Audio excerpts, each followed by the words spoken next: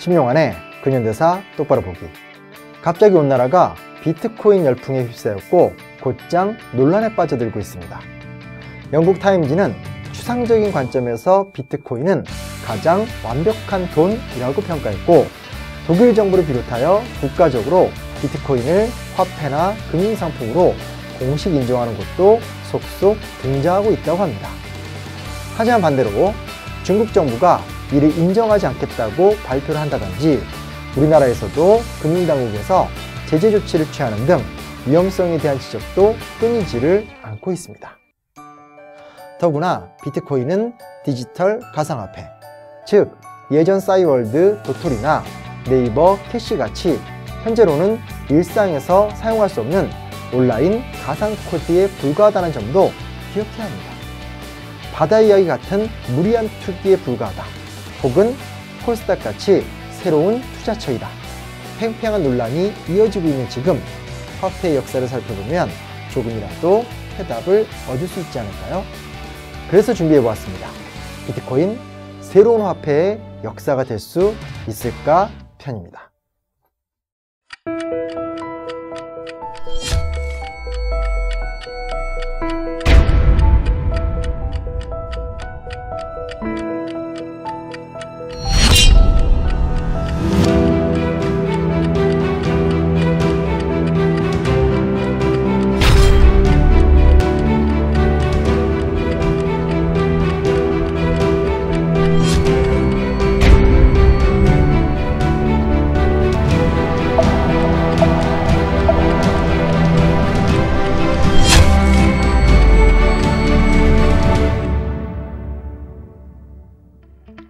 우리는 왜 화폐라는 것을 쓰게 되었을까요?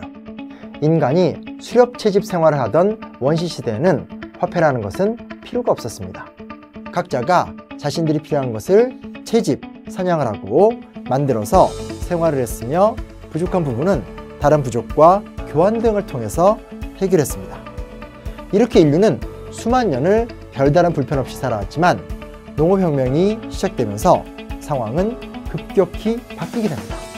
커다란 도시와 국가가 건설되고, 그에 따라 각 분야의 전문가들이 등장하면서 공정한 물물 교환 자체가 불가능하게 된 것입니다.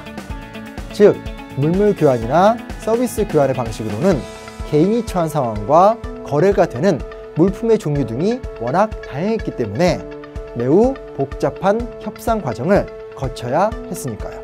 이런 불편이 화폐의 탄생을 촉진시키게 된 것입니다.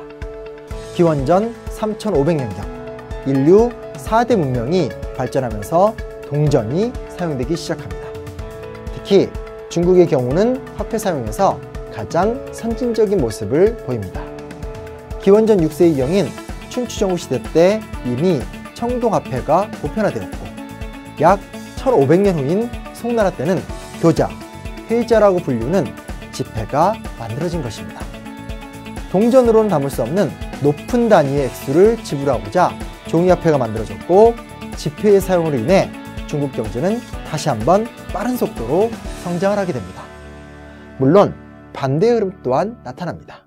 명청대를 거치면서 도자기, 차 같은 중국 제품이 전 세계로 확대가 되고, 그 대가로 전 세계의 은이 중국으로 몰려들자 일조편법, 지정은제 등을 실시하며 사실상 은본위제, 즉 은을 화폐로 사용하던 중국은 이후 세계적으로 은 생산량이 줄어들면서 은본위제의 위기를 맛보기도 합니다.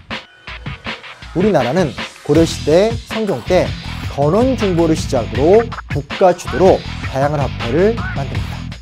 하지만 이미 송나라 때부터 대륙 곳곳에 수만 개의 도시와 시장을 거느리고 있던 중국과는 달리 고려나 조선에서는 농촌사회의 틀을 벗어나지 못했기 때문에 백성들은 쌀과 무명을 교환수단으로 활용하는데 만족하였을 뿐입니다. 즉, 새로운 유통수단이 소개가 되더라도 국가의 생산력, 그리고 국민들의 필요성에 따라 화폐 유통은 성공을 거두기도 하고 실패를 거두기도 합니다.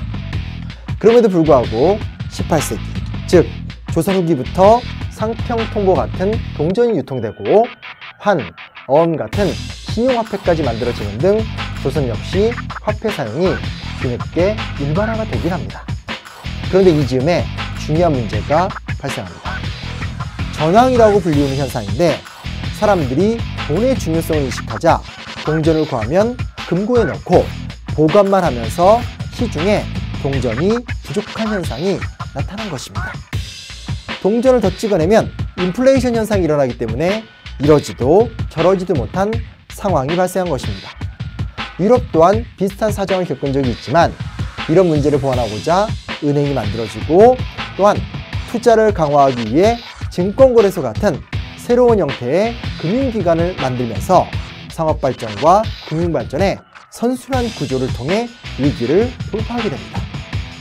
여기에 산업혁명이라는 폭발적인 경제성장까지 겹치면서 결국 유럽 경제가 전 세계를 압도하는 현상이 발생하게 된 것입니다.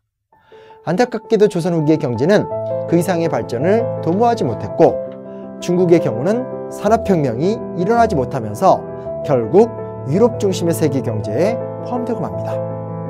그리고 복잡한 과정을 거쳐 1945년 2차 세계대전 이후 브레튼 우주체제가 만들어집니다. 금본위 제도, 즉 금을 기준으로 하되 달러로 이를 보완하는 체제가 만들어진 것입니다. 금과 달러를 기준으로 미국이 주도하는 세계 경제의 기초가 만들어졌고, 이후 각종 금융기술이 발전하면서 신용카드부터 스마트폰까지 다양한 화폐, 금융기술이 확보된 것이 오늘의 냉정한 현실입니다. 하나 더, 비자와 마스터가 지배하던 세계 신용시장에 유니온페이로 상징되는 중국 주도의 신용체계가 등장한 부분도 간과해선 안 되겠죠. 비트코인의 미래는 어떻게 될까요?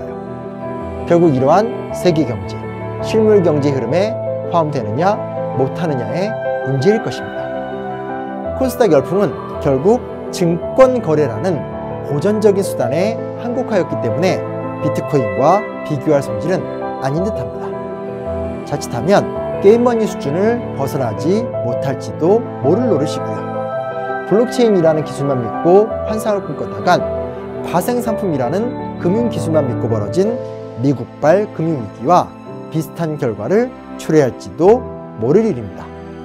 경기 침체의 시대, 투기보단 투자, 건전한 실물 경제를 향한 종합적인 노력이 이루어지기를 기대해봅니다.